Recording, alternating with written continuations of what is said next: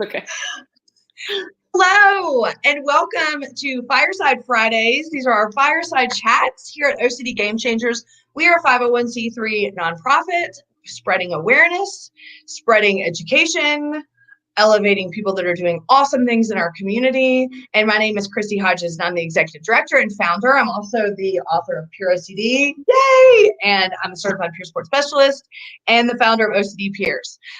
So our fireside chats are really just to get people in the community to talk about things that are really important to them, important to our community. And before I allow her to introduce herself, I need to tell you that the OCD Gamechangers event is now live and you can buy tickets. So get your butts over there and buy them. It's May 29th. It's a virtual event. It is an all, I don't really know how to describe it because it's not really like a cabin, but we're trying to make it seem like an all virtual, like cabin-y, campy, retreat, even though you're going to be in your house on Zoom. Same. But we're really just wanting this to be all support. We're not doing panel chats. We're not featuring speakers. We're really making it all about you. And so right now, between now and April 15th, our early bird tickets, they're $35. We priced the early bird what you would pay for a copay. And when you buy an early bird ticket, you have the opportunity to write to us and tell us a topic that you want to be covered. So in a different room, if you feel like there's a topic that we don't get a lot of education around, or we don't get a lot of lived experience, tell us what you want to hear, because we want to design this support retreat around what the community wants. So head on over to ocdgamechangers.com. Go under the events tab, and that will take you to Eventbrite to buy your ticket. After April 15th, it goes up to $50, which we felt like was still reasonable. And we think that this is going to be a really, really cool event where we can come together as a community and just be able to really spend time together in a time where we really feel disconnected. So super excited. Go do that. Yay. Okay. So I'm going to have to look into that. I know, it's going to be so fun. I was so disappointed when I got my email saying that IOCDF was canceled again, because I miss my OCD people. So I might have to look into that just to feel connected.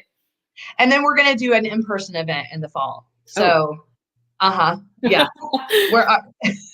We've already decided. We're not really sure how big it could get, but once we know when everything is safe, we're going to put it on the books. It's going to be in Denver. It's going to be awesome. We're doing it. I don't care if we have to do it December 29th. I'm seeing my people. Yes. Invite me. Okay, well, people are probably like, who's this person talking? And she still hasn't introduced herself. My name is Ivy Ruths. I am a clinical psychologist. I have a part-time private practice in Houston, Texas. I work full-time actually as a middle school counselor. So I split my time. I primarily treat anxiety and OCD, body-focused repetitive behaviors. I do some trick. I do a lot of panic, some depression, but a lot of the anxiety disorders. And I work with children, with little kids, with big kids, with adolescents, and of course with adults. But my heart is with my pediatric patients and how much we get done and getting to see their whole lives change, the trajectory change, and them to be on their way to being successful, at school and in sports and with their friends. And so that's mainly me, my career, Well, I'm just excited to hear that there's someone in a position to be able to recognize people at that age that might actually have OCD and miss it. Yes. I've worked with kids as young as 5 years old. And it seems, a lot of the time people will come in and say, this is just them. This is how they've always been. And maybe they've always been that way, but it's a problem when you can't walk across your house, because your 5-year-old is so upset because you've done it wrong, then there's something there. And maybe we don't, maybe it's not, we don't know what this would look like if they were 12 or 13 or an adult, but what we know right now is that it's interfering. So we're going to treat it the same way, that I would treat a 12-year-old. Well, and then in middle school, I was already like 100% into OCD in middle school. And literally, if I had, had the opportunity to walk in and be like, hey, I worry about vomiting all day, Yeah.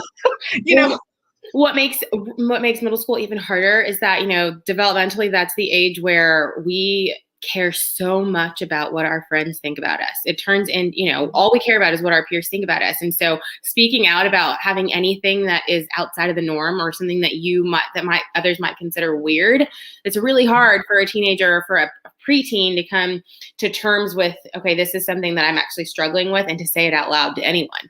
A lot of the times it's in their heads, and they've dealt with it for a long time on their own without sharing it with anyone. Well, and they, as I can attest at that age, I didn't really know it was abnormal. I knew it was messed up and it was torturing me, but I don't know. I just adopted the belief system that, well, if I'm worrying about this all day and every day, maybe everybody else is worrying about something all day, every day, and no one just talks about it. Yeah, exactly. And that's what, part of what I want for the kids that I work with, and, for the adults that I work with, is to really think about how they can use their experience to make things easier for the next generation or for the people behind them, because we're getting there, right? We're talking a lot more about mental health, but there are still, the stigma is so, it's so entrenched in our society that we don't talk about things that, we don't even talk about feelings most of the time. And so being able to talk about having OCD or really struggling with an anxiety disorder that's life-changing, it's a huge deal to see somebody else. It's kind of like, we've been hearing a lot this year, like representation matters. It matters in this way too, right? I need to know that I'm not the only person who has these types of thoughts in order to feel comfortable talking about these types of thoughts. Well, and I think that especially in particular, culture matters. If they're talking a lot more about mental health in some of the northwestern states, but when you're down in the South region, I'm in Texas. When I grew up in Georgia. Oh, so I know, like, as you just met my cousin Dean in Georgia, who phoned in before this.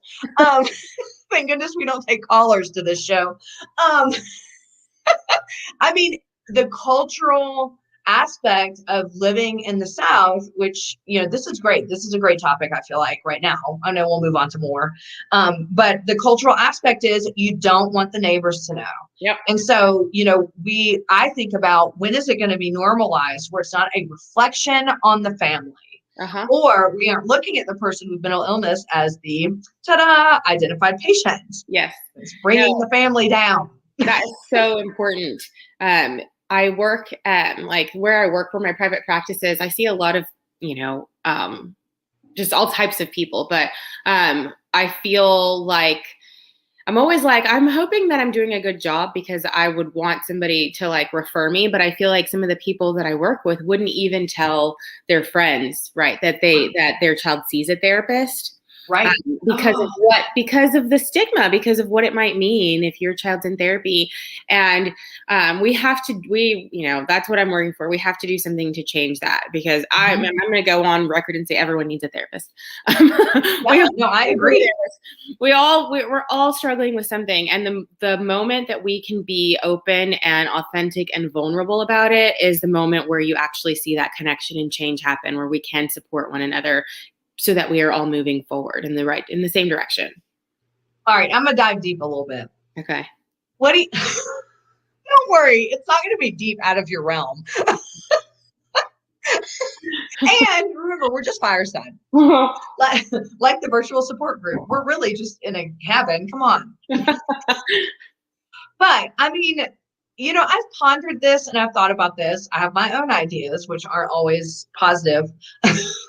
But, what is it that when we get into a family dynamic where it is just my refusal to want to help my kid get better, and or I need to deny that this is really happening. I'm going to deny the needs of my child. I know that is like, it sounds so awful what I'm saying, but I think it's worth opening up. I think sometimes the issue is exactly what you were saying, that this is a reflection on my parenting, or this is a reflection on me, right? So I have my own issues, and I have my own insecurities, and I have things that I'm struggling with. And if I admit that, that I need help or that my child needs help, what does that say about who I am? And am I ready to admit that? So it's not even about my kid anymore. It's about me and the insecurities I have as a parent. Mm-hmm. I mean, it's like the hardest thing ever to be a parent, and we don't know what we're doing, but we like to think that we're on the right track or that we're trying, or we don't want other people to see our shortcomings. I'm thinking of like, that makes me think of like the mommy wars, right? Like, you're doing it wrong this way. You should be doing it this way. You should be doing it this way, because there is no like perfect right answer, right? Book. We're all just doing the best we can, but it's easier when I feel insecure about something to look at somebody else and point and say, well, they're doing it wrong. Right. Well, and it hasn't been that long since we really did have these false beliefs of eating disorders are caused by bad parenting. Oh, yes, I know. Mm-hmm. All right. And a lot of the times I will talk to parents about, hey, this isn't your fault, right? Well, what did I do to deserve this? As if it's a punishment. How could I have avoided this? What have I done that's wrong? And it's not your fault. There are things that we do, especially parents, all of us, we accommodate, we reassure because we love our children that may be kind of keeping some of these behaviors in place or maintaining some of these things. But, I just always say we've all got something, and we don't get to choose what it is. But this is the hand that you were dealt. How are you going to play your cards instead of why do I have this hand? Let's get in the game. I think what's sad too is the doubling down of the silence, which of course, as we know, fuels the shame.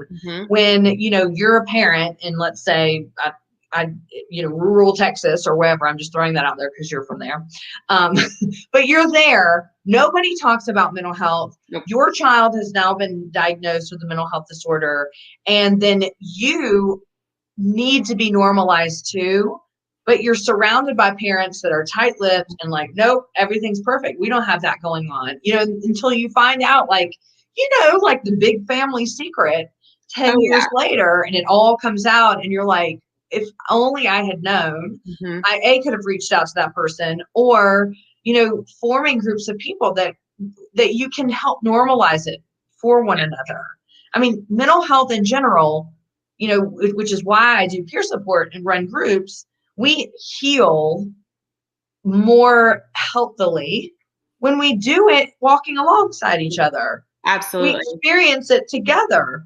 And when parents don't have the opportunity because everybody is propping up what the perfect family looks like, everybody's losing. Well, I mean, it's even worse now with social media. I mean, the picture perfect photos on social media, and I'm guilty, right? I'm going to post the best photo, obviously, but it's not real. No, right? no. So we compare our entire lives to a tiny square that has been filtered and brightened, and there's no one crying in the background. Those are all out. Those are all out of the square. You can't see that, and it's just not a fair comparison. We shouldn't be comparing at all, but that's really detrimental. And I think, and that's amped up in the pandemic. Oh gosh. I literally am like, all you people can't be this damn happy. Like, oh no. And I'm like, people are like doing house projects, and I mean, I baked a loaf of bread. Because I was like, how are people keeping this up? No, they're not. It's a lie. It's all a lie. And if you're watching this, then you're like, whatever, we have been perfect. You lying to yourself. Yeah. And that's the best part, I think, about connecting with people, is when you do get to share the hard parts, right? And that's the good stuff, when you can connect over what's hard. Well, I also think, sorry, I think I just cut you off, but oh, no, you're good. I had a thought and it's coming out. I also think what's terrifying about the pandemic is this. Then we get caught up in this, I have to continue to perpetuate that my life is perfect. And we're losing the connection to people and being able to keep it real. And on Zoom, we can keep it real. And we do, but like, not everybody has conversations like this. No, and it's not the same. No. It's not the same at all. No, it's hard because things are slowly, I don't know how it is in Colorado, but I mean, I'm in Texas, so things are all been open the whole time. Yeah, things are open here. But those of us who were staying home are starting to kind of branch out. At this point, it's like, I've got to take some calculated risks for my mental health. I've got to see, I'm a people person. It's what I do. It's why I do what I do. It's why I think the connection between the therapist and the patient is so important. The client is so important, because I 100% believe that that's kind of the foundation of everything I do is connection. And, as a therapist, I'm not supposed to share as much as I do with the person sitting across from me. But I think that that's what facilitates such authentic change, and like that willingness, that trust. Yes. I think it's going to be hard for people.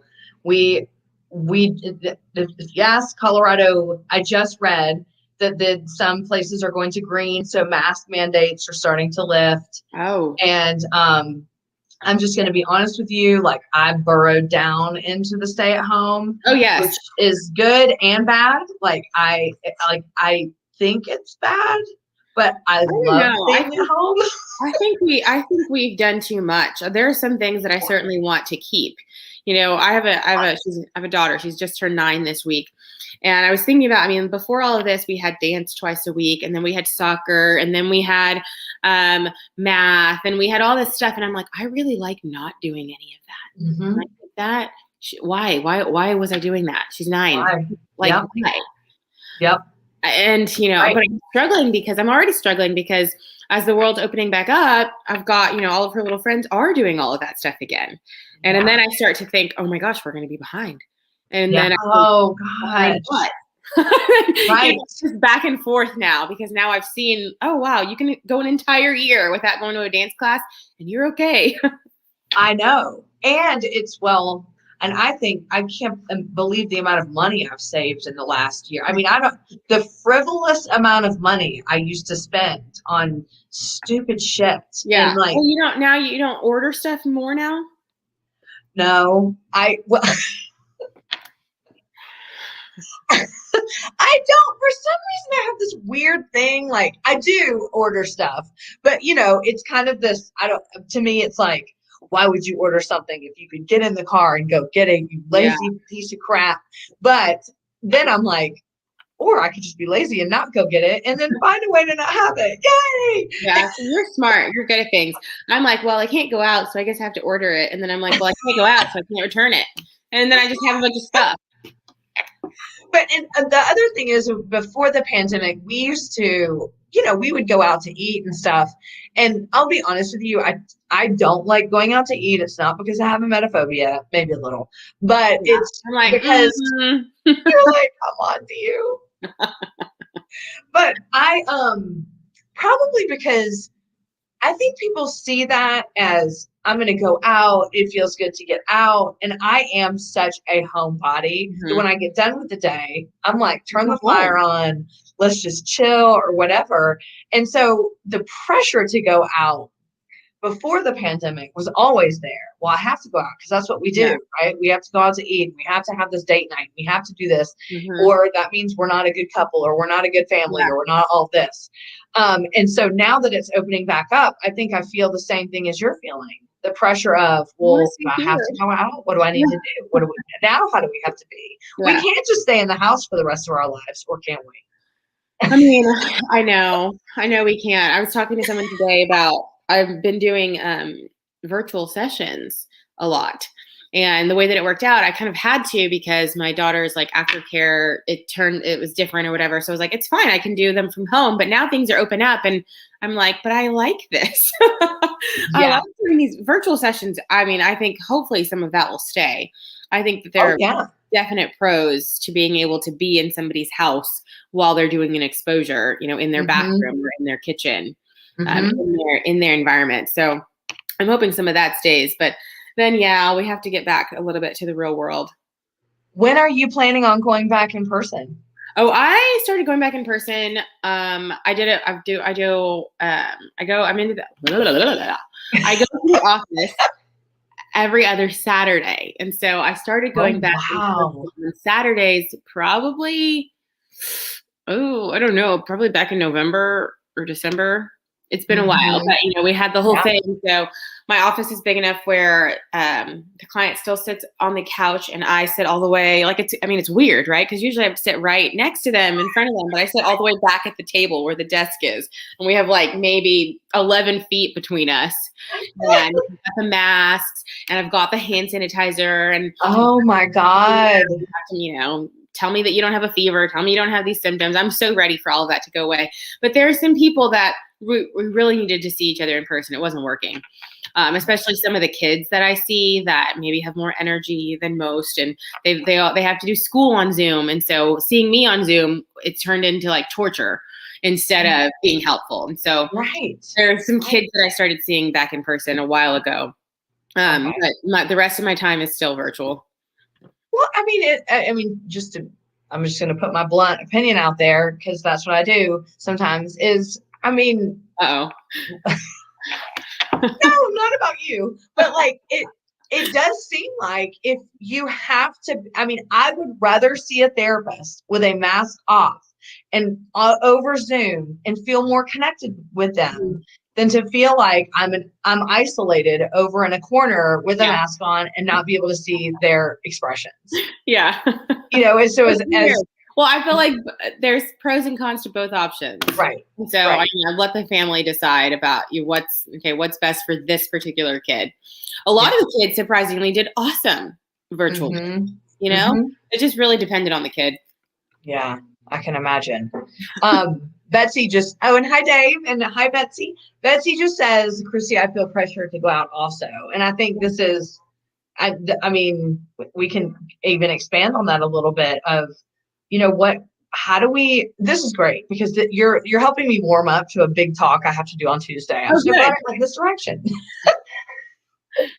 Middle Hope and the Mighty, I'm actually doing a talk on this, on the anxiety that we're all going to feel about stretching back into a world, that is, like, I've said this before on Firesides, like way back in the day, when we were all in our house and nobody was leaving. It's really like, am I going to go outside and see like COVID hanging from the trees? Yeah, scared to death, right? We went for a bike ride and I was like, is this allowed? Are we okay? I was like, scared. Like, I think I see COVID on the other side of that car. You know what I'm saying? And so it's kind of this, what is it going to be like? And a lot of it, I feel like, I think people with OCD have such an advantage, after going through therapy. It's like exposure. It's going to suck for the first few weeks, but then the more you kind of get out and do it, and I hate to say this, but it's worn off for me so much at this point. The sad part is I only go to the same 3 spaces: Whole Foods, Sprouts, and the liquor store. And then, what else do you need? Except for, I know, Target. It's the only one you're missing is Target. See, that's when I will order, Ivy. I ain't going to Target. And not because of COVID. Target here is packed, by the way. Too big. But yeah, so like the other day, I walked directly into the store. No mask, no nothing. Just totally forgot. Like oh my gosh. It's getting to this space where it's like, I am so disconnected from the world. Yeah. But I just forget what's even going on. Yeah. I know. And I walked in, I'm all like, hey y'all. And then I get to the counter and people turn and look at me and I was like, I know, and then you feel like ashamed. Like, how did I forget? I'm so sorry. They were like, she thinks it's a hoax. I'm like, no, I swear. That's funny. Yeah, no, I saw a meme today. What did it? It said, I'm not going to tell anybody when I get vaccinated so that I can have an excuse not to go out. And I was like, yep. All these people are like putting it on social media. I'm like, yeah, nobody's going to know when I am or I'm not. In fact, I don't even want to get it. Not that I don't want to get it. I'm not anti-vax, but like, I never leave the house. There's no reason for me to get it before every person that goes out more than me gets it. It's just not fair. Well, in Texas, they've finally opened it up so that teachers can get it. So good. Awesome. I work at a school. So so we went back to work in August. We went back to work in August. Our kids came back in September. So we've been with our doors open for a while. Texas. Texas and Florida. Well, bless y'all's heart. We're special. We're doing okay at our school though. They've done a great job keeping people safe. It's amazing. But I mean, I'm masked all day. It's a lot. It's a lot for kids to be masked all day. Yeah. And so that's not going to lift anytime soon. No. I mean, I guess the mandate was over in the state of Texas, but companies and private, you can do whatever you want. Oh yeah. So it's still required at school. Absolutely. Yeah. Especially because the kids aren't going to be vaccinated anytime soon. So. Right. That's true. So Becky, hi Becky. Becky wrote, I still get upset if someone touches my grocery cart. And I think this is an interesting point. I'm glad that you brought that up, Becky. Like the other day, okay, so I've expressed this a ton, especially at the beginning of the pandemic. Y'all people that are just now social distancing, like y'all had a problem. Like, cause I had emetophobia. I've been social distancing since the 80s. Yeah, and it's really helped. I get mad when people get in my spaces. I'm like, but as when Chris Tronson came on here, we had this whole conversation about how damn people go in and start eating the grapes out of the grape dispenser in the grocery store. We obviously haven't seen that yet, but I think, I went into Sprouts a few days ago, actually, and I'm like lurking around doing my thing. And then I noticed someone coming over and they were glaring at me of like, move so I can get something. And I was like, oh, okay. And so I moved over a little, like, I know how to keep my distance because I don't want to barf and I don't like vomit germs getting near me. Yes, there's a name for them, vomit germs. Vomit germs. And I felt this feeling of like, what? Like, I'm not disgusting. Yeah. You know what I'm saying? But then I remembered, by the way, we have masks on. We're in a pandemic. And then it was like, oh. And I wondered, like, what the psychology or psychological impact is going to have on all of us, just like Becky's asking, like, when people touch something or when you touch something and then they want to pick that up and they're not going to do it. We've had a full year of this. Yep. How are we going to recover? I mean, the kids, right? Terrified. I remember like at the beginning when we were talking about going to school, they only know, bits and pieces and they don't really understand the big picture of what's going on. They just know that we've told them for months, we have to stay inside to stay safe. And then I'm like, okay, now we're going to school. And they're like, he's like, what? Terrifying. Yeah. So terrifying. And because we did nothing for months. And then I'm like, all right, we're going to school. And my daughter was like, but we're not supposed to do that. They don't understand. Yeah. I mean, it's going to take a lot of unlearning some of these behaviors, right? Yeah. It's funny. Yeah. I'm hearing you talk about like personal space and stuff. I just wonder what it would be like if we were in the same room because I'm half Puerto Rican and we don't believe in personal space. And so I'm just wondering what you would do. I totally am. It's interesting when I get around the people that I love, I could care less. However, I will monitor their symptoms for the whole time I'm around them. I know I'm just bringing all out my OCD I grew all out the mom who's in the grocery line, literally, making best friends with the person in the line in front of them. And then we leave together. Right. So I just don't know if that's been hard for me, like not touching people, I know. Hard. No. And I'm not when I'm around people that I know, it's very, very different. But yeah, it's especially during neurovirus season, which we just skimmed right over. Yeah. And I mean, if there's anything I can say positive about the pandemic, it was like, I didn't worry once about the neurovirus, which is the vomit virus, by the way. Yeah. Okay. Yeah. I mean, people who don't have emetophobia usually don't know that. Yeah. So the neurovirus typically shows up around November and stays and lingers until after March. And it is a stressful time for me. I'm very confused because I work with kids with emetophobia all the time and I don't know what you're talking about. It's the vomit virus. They literally call it the neurovirus. Is it kind of like the flu? Like the stomach flu? Okay. Yes, it's the stomach flu. Okay. But like you'll see the headlines come over and it'll be like, neurovirus hits Douglas County and school closings. And I'm sitting there like, oh my God, how close have I been to Douglas County? So, but this year, there was none of that. Nothing. Yeah. Which was bizarre. I could not believe it was the middle of January and I had not worried about the neurovirus. Yeah. Well, I was just talking to my husband about my daughter. She hasn't been sick at all. She hasn't been sick at all. I mean, they're not allowed within 6 feet of the kid next to them, and they're masked all day. And I'm like, there might be something to this. Look, Jennifer just commented, I never in my life imagined that people wouldn't know what the neurovirus is. Well, I know, I've never heard that. Becky's like, Chrissy's speaking my language. I know the stomach flu. It's like the neurovirus club. I know the stomach flu.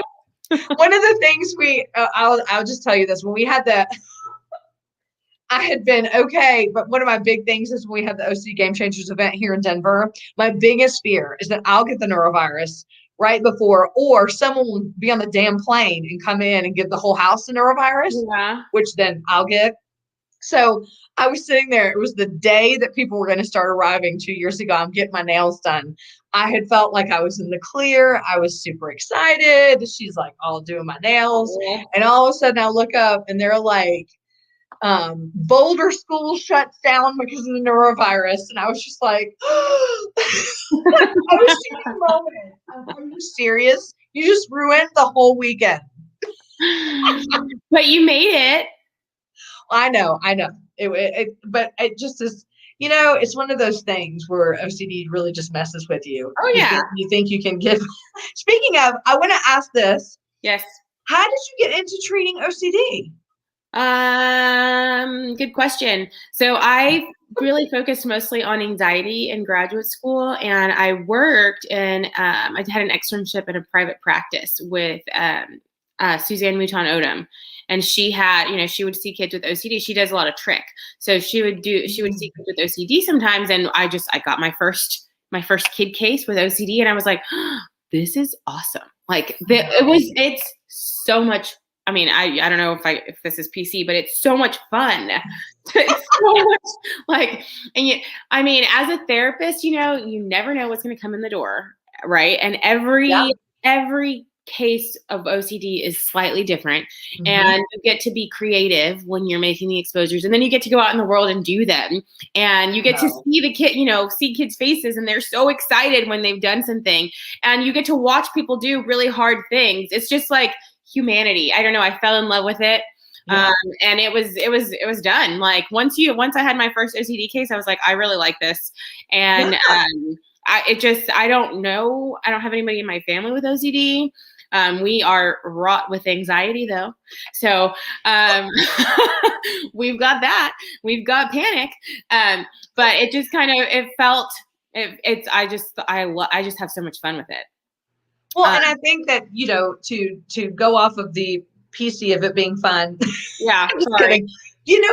But I understand exactly what you're saying. I have a lot of friends that treat OCD, and their big thing is, I am a therapist that gets to watch someone at rock bottom actually get their life back. Absolutely. And it can happen in a relatively short amount of time, versus like the 10 years of psychotherapy or psychoanalysis. It would take. What we do works. Yeah. When you're applying to graduate school, they always say, like, don't write on your application that you want to help people, and you don't do that. I was told that. I did not know that. You don't write that on your application. That's all I ever really wanted, though. And so with OCD, you can see how, you can see it work, and you can see their lives becoming better, and you can see them being happy and with their friends, and you really get your life back with, ERP. And so watching it happen, you just kind of get hooked on, it's that feeling. And it's come full circle. Like I'm getting to help people, and I'm watching it happen.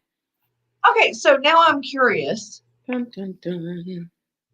Why aren't you supposed to put that you want to help people? Because everybody puts that, and it's so cliche, and you have to stand out, and it can't be like everybody else's application. I don't know. Isn't that why you go into You're therapy? Just no. Oh no, you don't go to graduate school you go to graduate school for PhD because you really want to do research and statistics. Duh. Okay. See, now I'm I'm picking up what you're putting down. I mean, So for any of you that are watching, yeah. go change that application now. Yeah. I mean, it was a while ago now. I don't know what they're telling kids these days, but yes. So I did not become a researcher. But I do evidence-based practices, so I'm grateful for them. So you obviously you work full time as a counselor, but then you see people on the side. Are you taking clients, or do you have a Yes, actually I am. Well, I have a waiting list, but I literally, like, within the last 2 weeks, graduated a bunch of people, and so people are coming off that waiting list. And it is part-time, so it's only, it's not 40 hours a week at all. So, but like we've talked about, right? When you're doing anxiety work or OCD work, you're not in therapy forever. That's not the point. Exactly. It's solution focused, and you don't have to be there forever for things to start getting better and to make a difference, right? So the door is rolling. The client door is rolling. So anyway, we're just about out of time here. Any final thoughts? I know that went by so fast. I looked up actually while you were talking. I was like, whoa. I had no idea. Final thoughts. I don't even know what the final thoughts are on. You know what? I've got an idea of what the final thoughts could be on. Okay. So we're going to full circle back. Okay. If people, this is so selfish because I want your final thoughts for my speech on Tuesday. What? And then I could be like, whatever, y'all. Dr. Ivy Ruth said this. If people are in a position right now, because we know that they are, I'm scared to go out. I'm scared of the world opening up, but I'm also scared to stay home because then is that perpetuating my anxiety? I don't know what to do. I feel stuck in the middle. Do you have any words of encouragement for people that are in that position? I mean, all of it is scary, right? It's scary to stay put. It's scary to move forward. Which scary do you prefer? I think long term, what do you want things to look like long term? And that's how you base your decision, right? I talk a lot about values and what do I want my life to look like? I want my life to be based on my values, not on my fear. So if both situations are scary, let's fall back on what's important to you, and our actions have to embody what's important to us, our values. And so if I value my friendships, I'm scared to go out, I'm scared to stay at home, but if I value that friendship, I'm going to have to take some sort of risk. I'm going to have to feel scared outside of this house to connect with a friend, right? So I'm going to have to do that. So a little extension of that question, which I think will be helpful for people. What if their friends or family are feeling gung-ho and they're ready and you're not yet? What's a good way? Like ready to go to Target and you're like, nah. Yeah. Well, I'm never going to change that shit. Well, you also don't have to do it at the same time as everybody else. There is no right answer to anything, I think. I mean, I like to say nothing is black and white, right? There's no right. And so go at your own pace. And you can think about this going back into the world as exposures, right? You're only going to do a little bit at a time. And maybe the next time you do a little bit more and a little bit more after that. But there's no reason to go jump into the deep end. We know that doesn't work. You're just never going to go again, right? So don't push yourself further than you're ready and willing to go. And I would say also to be honest with your gung-ho family members and friends. Hey, I'm going to need your support. I need your encouragement. This is what it looks like to me right now. And this is what I need from you. You are your best advocate, and nobody else can know what you need better than you, but you have to say it. And make sure that you let them know that shaming you is not helping. Yes. Yeah. I'm assuming that that's not happening, but yeah. Or, if they are. It's sad that my brain went right there. No, but if they are shaming you, you get to put up a boundary. I always like to encourage people, like, you get to say no, and you get to say, I'm not going to answer the phone anymore when you call because I don't like XYZ, and you don't have to feel guilty about that because someone's got to take care of you, and it's got to start with you. Exactly. And I think that just to kind of piggyback off of that, when I think about, re-entering life, I think we're going to a Mexican restaurant tonight, but, and so I'm like, what? Here we go. Does Denver have queso? Yes. What? I don't know. It's probably no good. Probably not. as good as where it is where you are. But Yeah. my husband is like the biggest Mexican food. He knows where all of it is. And so I'm a snob, but we eat Tex-Mex. We don't really eat Mexican I food. know. Yeah. I think that where we're going tonight is actually authentic. It's one of those small, very small places. So it's super, super good. But when I think about going out, and this is interesting because I posted this on Instagram today about avoidance. My OCD, not because of the vomit, but other stuff, has made me avoid going out for different reasons. And when I've started to think about going out for COVID, I think, okay, I actually really love being at home. But where is that becoming harmful? Yes. And how do I know it is? I always know. I always know, and I sit in the denial of it, of like, well, I could just go tomorrow, or I could do this. And so it's so important to go. And this is what I always say to myself is, and I put this on my Instagram actually, was if I don't go today, it's going to be 10 times harder tomorrow. Absolutely. So if I really need to do something, or it is important to me, and I'm just taking kind of the chicken way out. And I'm not saying that like flippantly, because anxiety is hard. So it's not, I'm just chicken. But a lot of the times I literally am chicken. I need to do this, and my brain goes, oh, don't do it, because then it's going to feel like that. And then I'm like, okay, yeah. I'm scared to face it. I think we all experience, I don't know. I certainly experienced that even without having OCD, that avoidance, or, we call it procrastination sometimes, but it's avoidance. It's avoidance of the hard thing, whether it's OCD or not. And it can be, that's the whole idea of long-term. What do I want my life to look like long-term? Yes. It can't be. I like to say that feelings are fickle, right? If I trusted my feelings, I wouldn't do anything. I would sit right here. And so I can't trust them. I agree. They change too much. And so I can't base what I do on how I feel. I have to base what I do on what I want out of my life long term. And that's what you're doing. Yeah. And we've been conditioned now for a year. Yeah. That's going to make it that much harder. So, but y'all, if you're listening, in the same boat. I know, just take it one step at a time. Yeah. If the first thing that you do is just drive to a restaurant, sit in the parking lot, just go to get your Target order in the drive app. Yeah, exactly. I could do that. No, I actually just got a delivery from Target today. That's so funny. But yeah, just one step at a time, the same that we do for exposures. Yep. You do that, and then you build on that, and it might take a year, and that's okay too. Yeah. You know what? That's okay too. There's no end. There's no, exactly. It's like when you're turning the pages of the book, the end, there is no the end in treatment or in mental health. There is no the end. It's just what's on the next page. So you one day at a time, one page at a time. One page at a time. Yeah. Well, thank you. And thank you for being here. It was so fun to talk to you. No, I'm so glad that we had this time. And now I'm going to go stalk your Instagram and like all your photos, so don't think I'm weird. When you have like all these notifications. There were like 110 notifications. Oh, you're all the same person. Oh, well, thank you so much. I so much appreciate you. I'm so glad that you took the time to come on and chat with me. Nice to meet you. Thank you. Yeah, and for all of you that are listening and tuned in today, thank you so much. We appreciate you so much. You belong to this community. You are an important part of this community. And also, if you want a closer look at the support retreat, please head on over to Gamechangers.com.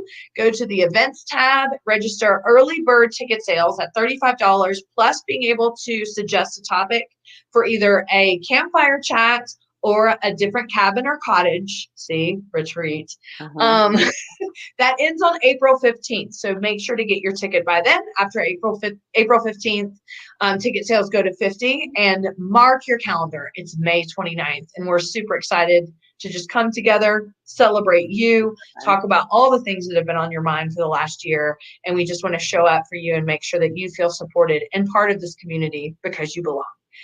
So we'll see you next time. I don't know when next time is actually. I think we have a Monday Maverick on April 19th with Lori Johnson. Yay! And then Marshall Moses, who you saw a few weeks ago, he's coming back on in a couple weeks. We haven't decided on the date, but we've got some really important topics to talk about. And if you remember his first time appearance on here, you know that he keeps it real and we dive really deep. So you do not want to miss it. So we will see y'all then. Thank you so much. We love you and we appreciate you so much. Bye. Thank you.